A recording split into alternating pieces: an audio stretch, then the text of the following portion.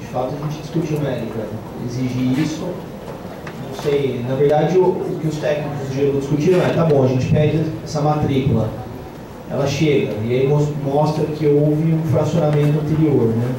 Porque o dia que eu estava lá na reunião, o que se comentou era o que fazer com isso, né? Uma dúvida concreta. Então, acho que o que se pensou lá é que, de repente, depois, no regimento interno, exigir isso e pensar como lidar com isso, né? De fato, é uma equipe dizer que o TAC resolve tudo, tá? Porque a gente não finalizou a questão da não aprovação em gleba, né? Desarticulado da modificação de redação. Sim. Acho que se preocupou com a inserção dos documentos no anexo, mas não se preocupou com a redação, sugestão de alteração de redação, que colocasse o objetivo de impedir o fracionamento. Porque assim, o que o doutor Augusto comentou conosco é assim: então identificou que houve um fracionamento, e aí você pega e registra lá no cadastro, né? Ó, então aprovou um aqui, quando vier o próximo que está fracionado, a gente já tem olho com outros olhos. Maior propriedade, inclusive, nas regras de licenciamento ambiental, que é onde estava previsto originariamente para fazer essa análise. Não, pois é, porque a preocupação nossa advogado qual que é? Esse problema que o senhor cita do prédio do Cambuí, a ideia é que a própria prefeitura vai identificar ao fazer a expansão da área de análise. É começar a fazer isso aí.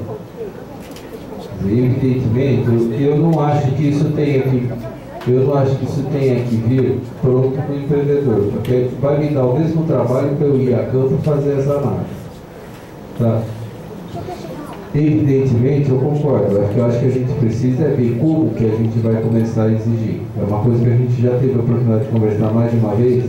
Quer dizer, é difícil estabelecer esse parâmetro, porque eu entendo que, embora a lei seja de 20 e poucos anos atrás, que ela esteja superada, tarará, mas ela, ao propor um estudo específico, ela já teve um alerta. Quer dizer, não é que você, estando num zoneamento que permite estudo específico, você já tem isso franqueado.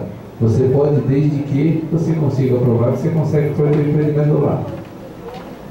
Eu não me apegaria muito às façanhas ocorridas recentes, que o senhor citou várias, em que elas são fato, porque elas aconteceram porque não se fazia estudo nenhum, ou se fazia um estudo virtual.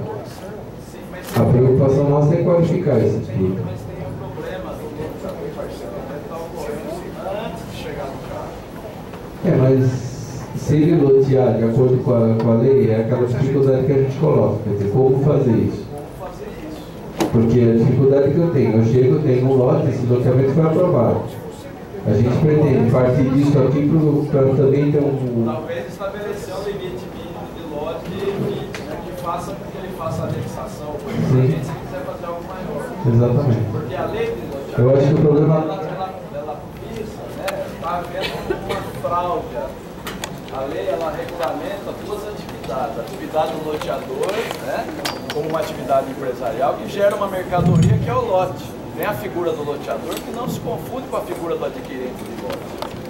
E o que se está fazendo hoje é aproveitando a legislação de empoderamento para haver uma identidade entre essas duas figuras, criar uma situação em que a cidade fica refém depois do que não tem como se colocar depois. Na verdade, a gente é isso que eu coloco. Como que nós vamos reagir? Não sei, precisamos estudar em a preocupação que a gente... Mas nós precisamos fechar isso. Porque a verticalização, ela se dava, tudo bem, mas aí é diferente.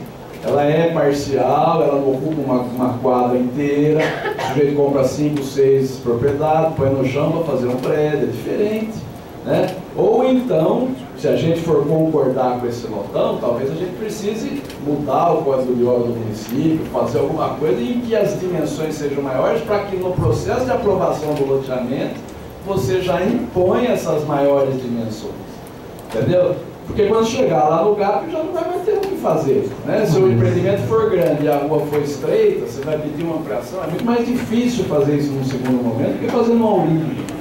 E para o empreendedor, tanto faz se ele tiver que fazer no começo ou no final. Agora, quem tem que pôr o cabresto, né, é a prefeitura, porque ela é que é a gestora do uso e ocupação do solo municipal. E o fracionamento é onde tudo está nascendo. Eu não estou dizendo que o fracionamento tem que participar do GAP, não estou falando isso. Estou falando que a gente precisa ter um maior rigor na análise do loteamento e do parcelamento, criar algum mecanismo que impeça esses efeitos deletérios que só pelo GAP vão continuar existindo, e fortalecer isso com um procedimento de licenciamento ambiental, que é quem tem competência para fazer isso também, sem tirar o mérito do GAP no segundo momento, entendeu? São dois momentos diferentes. É nesse sentido. Uma preocupação que existia da gente, quando a gente já fez alguns estudos para a revisão da lei de parcelamento, é criar uma figura também do lote massa, porque hoje você não tem isso na cidade. Então vamos fazer um loteamento. Eu tenho uma grava de 100 mil, eu divido em 3, 25 mil e vamos lá. E isso pode gerar o problema que o senhor está colocando. Então talvez estudar nessa linha. Saber direito onde que eu amarro a coisa.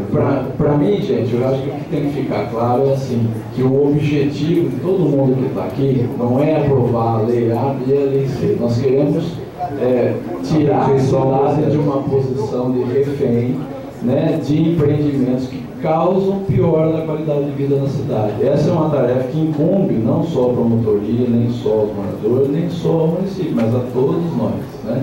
E como que nós temos que fazer isso? Nós temos que ter esse tem que ser o objetivo principal, nem que seja através de alterações pontuais, que é o que a gente está fazendo, está discutindo a questão do GAP, mas chegou agora ao diagnóstico, o buraco está mais embaixo, a gente talvez precise de um lote máximo, precisa de outras figuras, etc. Vamos caminhar com isso em paralelo. Porque aí a gente precisa amarrar também a questão do licenciamento ambiental, vamos definir. E aí, uma vez definida, criada a segurança, pouco importa como isso está se dando, mas a gente teria resolvido o problema principal e vamos chegar numa situação muito melhor do que a que a gente tinha. Ideal, ninguém está aqui brigando por isso, né? Vai demorar um século para a gente conseguir fazer, mas vai ter pelo menos fechado a porta.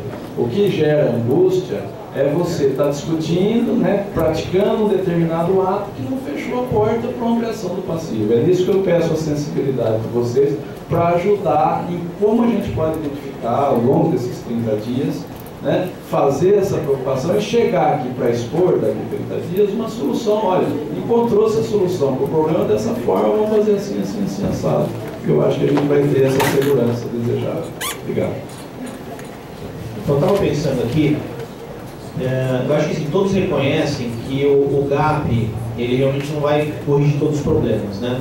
Mas o GAP ele foi maturado, ele foi pensado a partir da identificação dos problemas que ocorreram na cidade, assim como visando uma maior eficiência e celeridade nas aprovações, e como eu disse anteriormente, né? A demora nas aprovações, excessiva burocracia, ela cria as dificuldades para depois se venderem facilidades.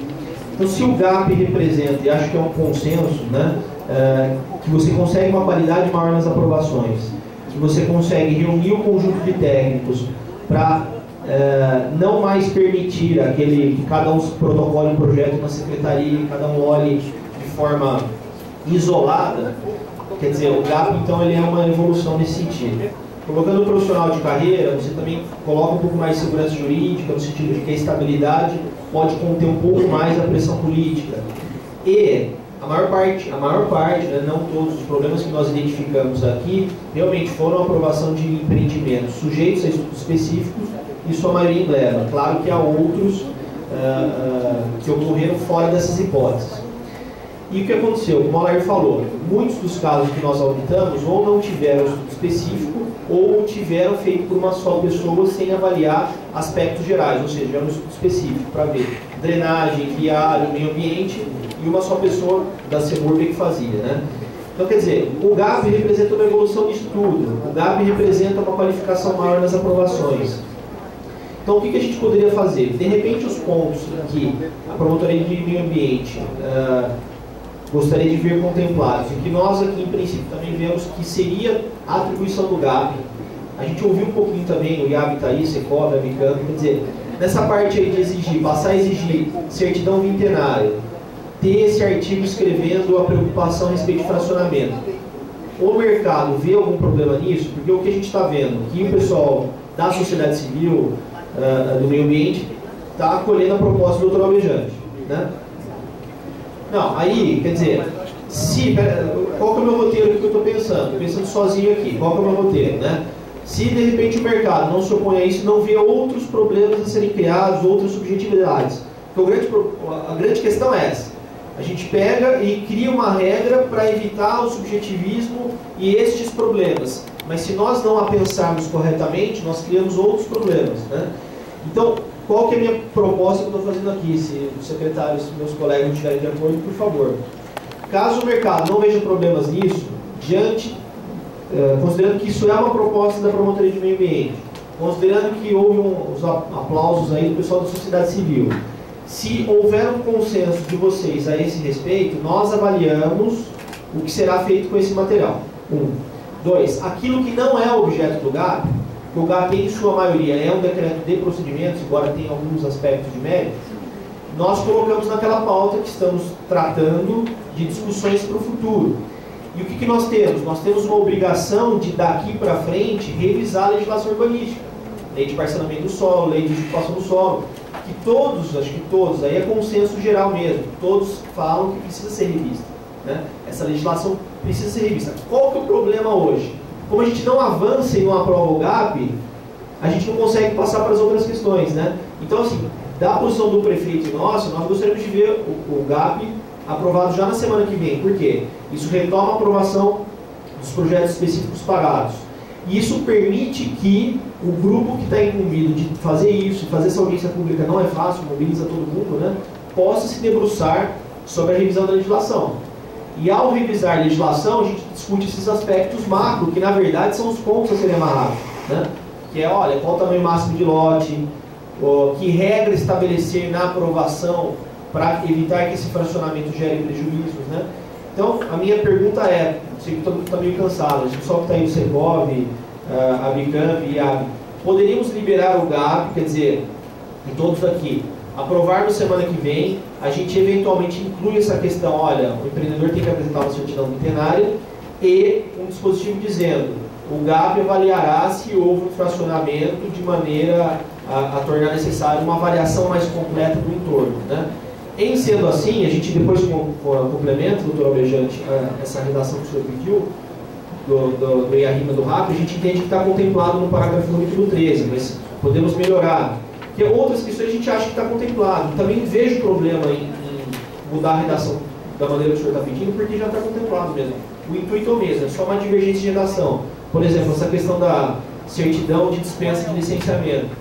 Hoje a legislação já dispensa certos licenciamentos, por exemplo, de construção até 1.500 metros quadrados, é isso? Não precisa licenciar. O que a gente quis colocar aqui é isso, olha, esses empreendimentos não sujeitos a licenciamento, eles não estão sujeitos aqui a essa entrada, né? Então, agora veja, isso está na legislação, não convém pegar neste decreto e repetir tudo. Também, mas... Então não precisa ter os documentos. Então, a preocupação foi essa. E se tiver? Melhor cor? Foi exatamente essa, né, Silvia, que você falou lá, né? Na verdade, a gente não conseguiu fazer todos os cenários para ver. Só existe um caso. Pega o microfone. Vai aparecer isso. É o caso do zoneamento, o Z18, que poderia entrar no GAP por causa do zoneamento, mas não atingir os parâmetros de licenciamento. Então, a gente, para não deixar escapar descoberto, mas isso não impede que a gente possa pôr exigências técnicas na viabilidade, que é um ganho. Porque hoje, só com licenciamento, isso ia passar batido. Mas como ele entra pelo GAP, pelo estudo de viabilidade, embora ele não receba uma licença ambiental, isso não impede que a gente faça exigências. Então, era o único caso que a gente pensou que poderia se encaixar num caso desse. Então, ele tem uma dispensa, mas não impede que a gente ponha exigências ambientais no certificado. Minha dúvida é sobre esse documento de dispensa de licenciamento, entendeu? Porque a rigor nada é dispensado de licenciamento, tá? A legislação não diz que tem dispensa. Eu não sei exatamente de onde veio essa dispensa. Ele não é sujeito ao Eu que está preciso no entender melhor, entendeu? Então, a gente pode entender melhor. Agora, eu ainda acho, André, eu entendo a preocupação, mas eu acho que precisa ter uma redação consolidada, entendeu? Daquilo que vai ser colocado em vigor. No mínimo, né? Pode até, talvez, não ser necessário uma outra audiência pública, se vocês entenderem que é o caso. Mas precisa fechar uma redação, né? E achar uma forma de dar oportunidade para as pessoas se manifestarem. Né? Porque não foi só o Ministério Público que fez alguma intervenção aqui, eu vi vários, por isso que eu dei como fava contada que haveria revisão, porque eu vi muitas pessoas questionando questões de redação a serem ajustadas. Então, acho que a gente precisa ajustar essa redação, entendeu? Né? E acho que esse período, que eu pensei assim, de uns 30 dias seria importante, no sentido do próprio Secretaria do Meio Ambiente tomar pé, né? Gerar um posicionamento interno deles do que do decreto, dessas modificações de decreto que aconteceram, né? Qual que deve ser uma versão consolidada. E já que a gente vai fazer modificações nessa parte do licenciamento para adequar também a essa situação, deixar uma situação clara, entendeu? Porque a revogação dos entendimentos em contrário vai gerar dúvidas se o licenciamento, se tudo do licenciamento está valendo ou não. Aquilo que está no GAP não precisa mais fazer licenciamento, não precisa. Eu acho que isso precisa ficar claro, nem que seja para dispensar do licenciamento, nem para dizer que a análise vai ter que ser feita pelo GAP, e não vai ter um procedimento mais aprofundado, ele vai ser simplificado ou não vai ser. Mas, assim, nós temos que adequar a regra do licenciamento para deixar claro quando que ele vai continuar ocorrendo de forma autônoma, até porque nem tudo está no GAP, e no que não está no GAP vai continuar tendo que ter procedimento, e esse procedimento tem que estar seguro, e existe essa insegurança que eu falei, né, ficou claro. Né? E a situação concreta. Então eu não vejo possibilidade de a gente fechar assim e editar do jeito que está, entendeu? Eu acho que precisa fazer essa redação adequada, né? Talvez não precise de outra audiência pública, como eu coloquei, né? E só gostaria de ter essa segurança para me sentir desobrigado. Quer dizer, eu sei que o licenciamento ambiental está bem definido, que a Secretaria sabe exatamente o que ela vai licenciar, o que ela não vai licenciar, e se ela não, qual vai ser a participação dela nos casos de GAP, e isso aí, então, a mitigação, a análise de mitigação de impacto ambiental, estando garantida, eu me dou satisfeito. Aí vão sobrar todas as outras questões que são urbanísticas, de lote, etc. Tal, e aí, embora a gente possa até colaborar, né, participar, tal, por espírito de colaboração, mas aí já não é mais a minha atribuição cuidar. Eu estou só preocupado com a questão da manutenção da qualidade do ar. Não, a gente sabe das preocupações do senhor, as preocupações são as mesmas aqui na administração. A gente tem realmente essa meta de aprovar o GAP, porque nós entendemos que realmente é uma melhora muito grande para atender justamente aquilo que inclusive a promotoria tem demandado para a administração. Certos pontos eu acho que a gente talvez não encontre consenso, mas são mínimos. Mas o que eu vejo aqui das considerações do senhor, a gente também pensa a mesma coisa. Está tendo uma divergência talvez de redação. O que talvez nós possamos fazer reescrever isso, quer dizer, mostrar para o Ministério Público, e publica-se uma consolidação para conhecimento de todos, né? Do que nós vimos dos demais questionamentos, todos serão respondidos, foram respondidos aqui, todos serão encaminhados para aqueles que tiverem interesse, e nada impede, na verdade, vamos ficar o compromisso aqui. A gente manda por e-mail para todos aqueles que enviaram por e-mail. Mas é que algumas coisas, por exemplo, essa questão do CONDEMA, né? Olha, mas o CONDEMA tem que ter voz. É importante lembrar que todo projeto protocolado ele vai para o CONDEMA, né? Está previsto lá. Quer dizer, aqueles projetos que o CONDEMA vier a receber. Colocar que os pareceres vão no CONDEMA, entendeu? Porque ir no começo não dá a ele o conhecimento, né? Se o processo vai no começo, ele só vai ter ciência de que existe mais um empreendimento, que é coisa que ele já tem hoje pelo Diário Oficial.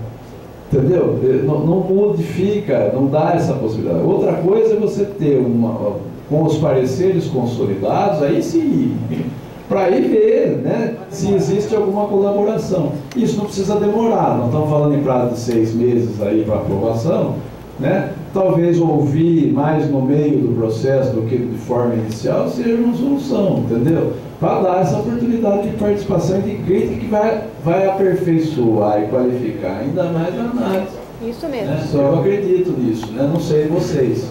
Só tem uma coisa, no primeiro momento, o que está sendo feito é viabilidade. Essa viabilidade vai gerar um parecer, tá certo? Esse parecer é obrigatório, se o empreendimento estiver enquadrado nisso, para a protocolização do projeto. Então, neste momento, o Conselho, novamente, ele vai ser instado a se manifestar e ele pode não concordar ou pedir alguma coisa. E será considerado. Então, em nenhum momento está se afastando.